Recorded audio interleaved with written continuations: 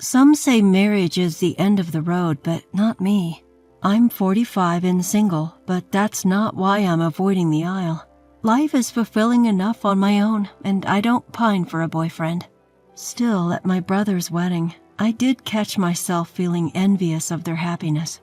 His bride was rather charming too, but the woman I thought was amazing turned out to be a whole different kind of crazy. My name is Emmy, 45 years old. I'm a single woman living alone. I may have given up on marriage, but not on life itself. Work is going well. I have a solid circle of friends, and life is good, all things considered. One day, a married friend asked, "What's your plan for old age?" I've saved up quite a bit, so I'm planning to hire some help and retire on a sunny island, I said with a smile. You would, my friend replied, laughing. I've paid off my house, and I've been reevaluating things like insurance to prepare for my future. For now, I've got no worries. I have my mother and an older brother, Aiden, in my life. Dad passed away 5 years ago, but Mom is still going strong at 70. Aiden is happily married. They had their first child 5 years ago and welcomed their second last autumn. Both are boys.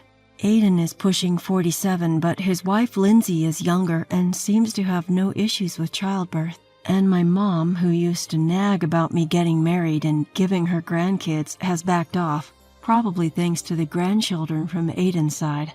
I guess she's just given up on me. Sorry, but I've chosen a career-focused life. I'd appreciate it if you'd just spoil my nieces and nephews. Mom and Aiden seem so happy. As for me, I'm living the dream on an island down south. Life is great, except for one little problem. Lindsay, my sister-in-law. Lindsay is 12 years younger than Aiden and 10 years younger than me. Despite that, her attitude towards me is downright unbelievable. It all began 3 years ago. When my brother and his wife had their first child, I gave them a baby gift. Instead of saying thank you, Lindsay had the audacity to say this. Think giving us a gift will set you up for the future, Emmy? What? What are you talking about? Confused, I replied. She snorted and continued. Don't play dumb.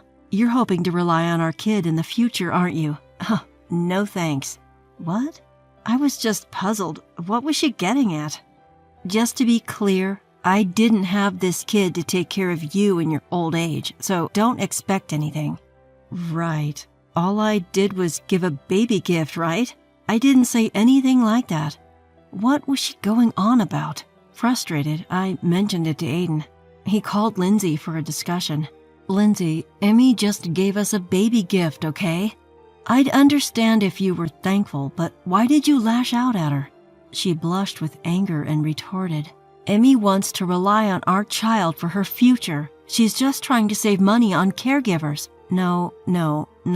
I simply gave a baby gift because Aiden had a cute child. Aiden was livid. Enough. Emmy never said any of that. She just gave us a baby gift because she's happy for us. That's it. So you're taking her side because she's your sister? That's not fair. She glared at me. I got yelled at because of you, Emmy. How are you going to make it right? You owe me. What? Suddenly accused, I can't help but turn serious. I was planning to keep quiet, but being misunderstood like this will just cause more problems. Listen, Lindsay, just like Aiden said, I only gave the baby gift to celebrate. No ulterior motives. Don't lie. I have good instincts. Whatever you think, it's not true. I'm planning to live alone in a distant place when I'm older. I'll be fine. You'll say that now, but you'll manipulate our kid to take care of you later. I've no plans to rely on my nephew. Lindsay kept ranting like a mad dog.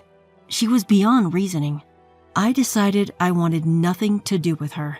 However, a few days later, Lindsay called to apologize. It seemed both Aiden and her parents had scolded her, and she was behaving meekly. I'm truly sorry for what happened, Emmy. Maybe it's just postpartum stress.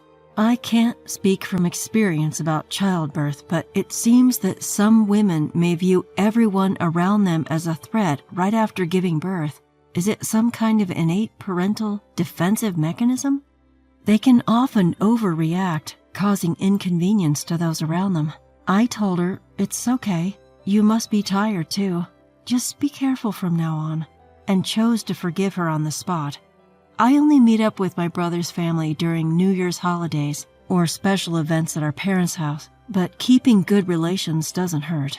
After that, I gave gifts to my nephew on his birthday and Christmas. Despite maintaining this relationship, when Lindsay had her second child last fall and I gave her another baby gift, she snapped at me again. This time she said, "Emmy, don't you think now there are two people for you to take care of? You're not considering adopting one, are you?" "What do you mean?" "Don't ever think such nonsense. Both are my precious children and I will never give them to you." "No, I wasn't thinking that. Don't think giving a gift gives you any control. I will never give my children to you," she screamed at me. This was a replay of that stressful experience and it gave me a headache. Is she bringing up that old issue again? Just like last time, she complains to me about her own delusions without any gratitude. Of course, this time Aiden mediated again. "Hey, Lindsay, you're still saying that? You already caused Emmy enough trouble last time." Lindsay glared at Aiden. "Aiden, are you planning to ruin our children's lives by letting a single woman take care of them? That's disgraceful." "Come on. Emmy would never do that. Enough. Just be quiet." I left the arguing couple and hurried home. I don't want to get caught in such trouble every time she gives birth. I decided that if they have another child, I will give the baby gift when Lindsay is not around. A few days later, just like before, Lindsay called to apologize, but I had no intention of forgiving her. "In the end, you and I are like oil and water. We will never get along. Let's never meet again. Goodbye." I said this over the phone and hung up without waiting for her response. I'm a 45-year-old single woman. I know society doesn't look kindly on that, and I do worry about my future. That's why I'm preparing now, planning to live alone without bothering my family. I never thought about relying on my nephews. No matter how much I tell this to Lindsay, she won't believe me, so I decided to cut ties with her. When I visit my hometown, I coordinate with my mother to avoid meeting my brother and Lindsay. I also stopped giving Christmas and birthday gifts to my nephews. Well, they are young and will probably forget about me soon enough. I was looking forward to seeing my nephews grow up, but the thought of them becoming more and more like Lindsay makes me not want to see them. During the New Year's holiday, while I was relaxing and watching TV, I got a call from Lindsay. Shoot, I forgot to block her number.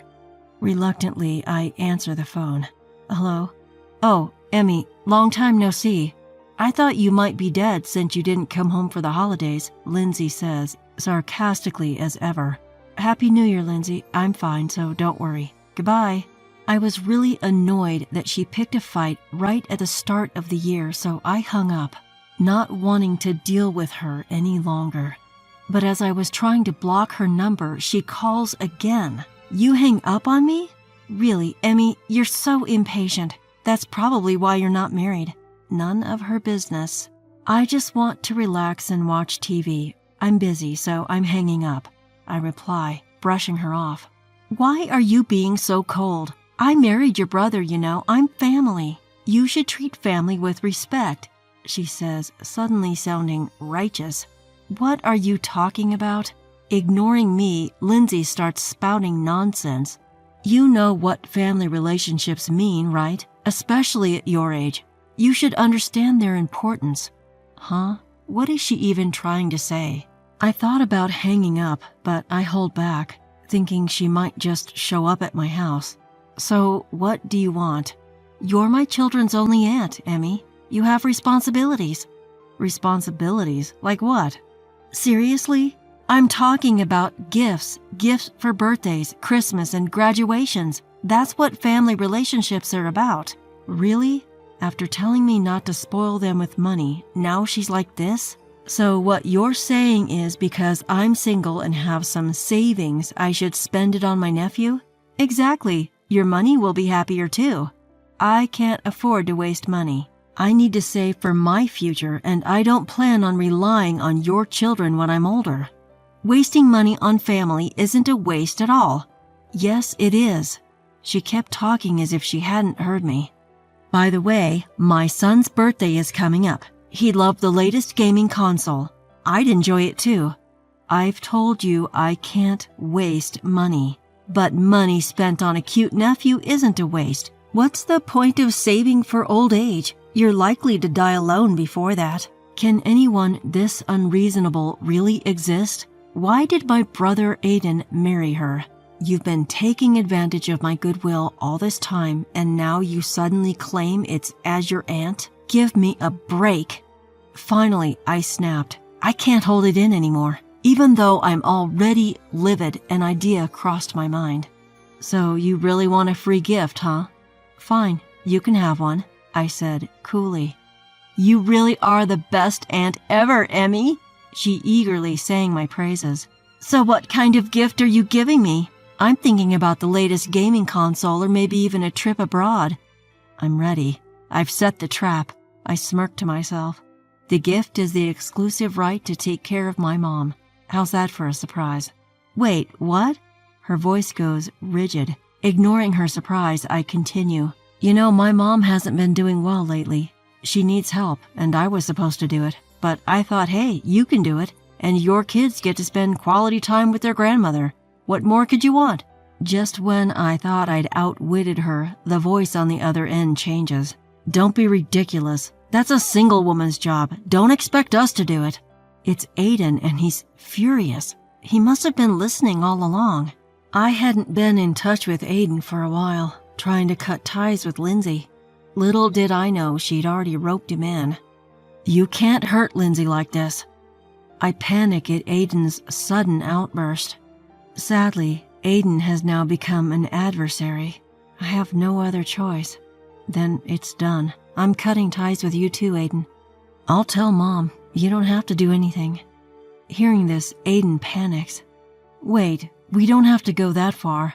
Mom wants to see her grandchildren, and I'm sure you want to see your little nephews. I've made up my mind. As of now, you and your family are strangers to me. Goodbye. I hang up. My mom, furious about what transpired, disowns my brother and his wife. They disappear from our lives. 5 years later, my mother passed away after a long battle with illness. Thank you for everything, she says, holding my hand on her deathbed.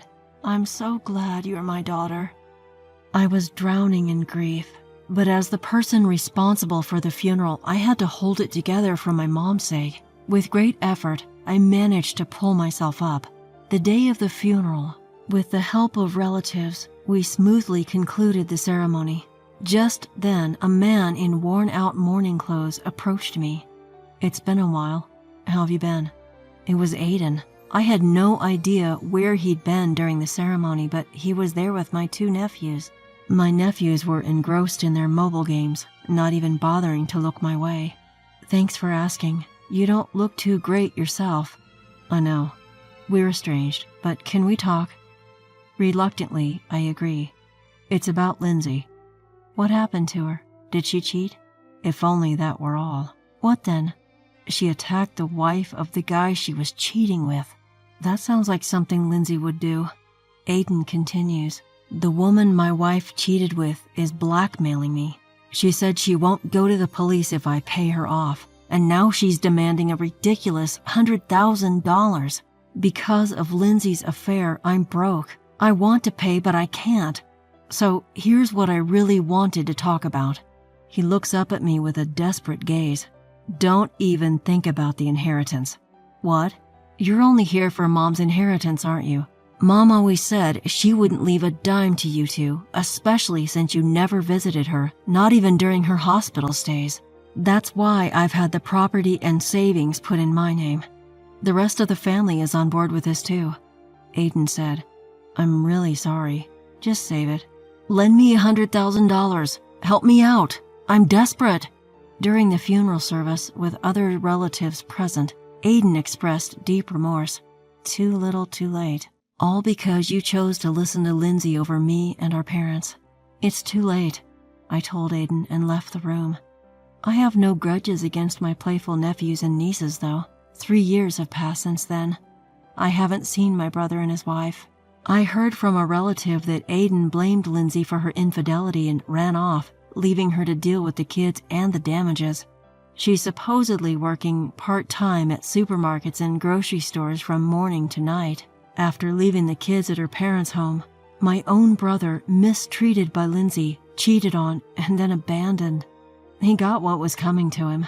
He left me with no choice but to turn my back.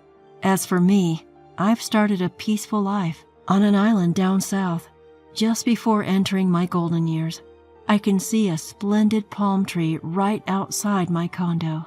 No complicated relationships here, only the crystal clear blue sky and the endless beautiful sea. I plan on living on my pension in this affordable country.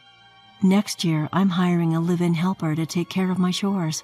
Sometimes I do think it would be nice to have someone by my side, especially remembering the painful times, like my feud with Aiden and my mother's sad passing. Even so, I continue to savor my peaceful island life all alone, day by day.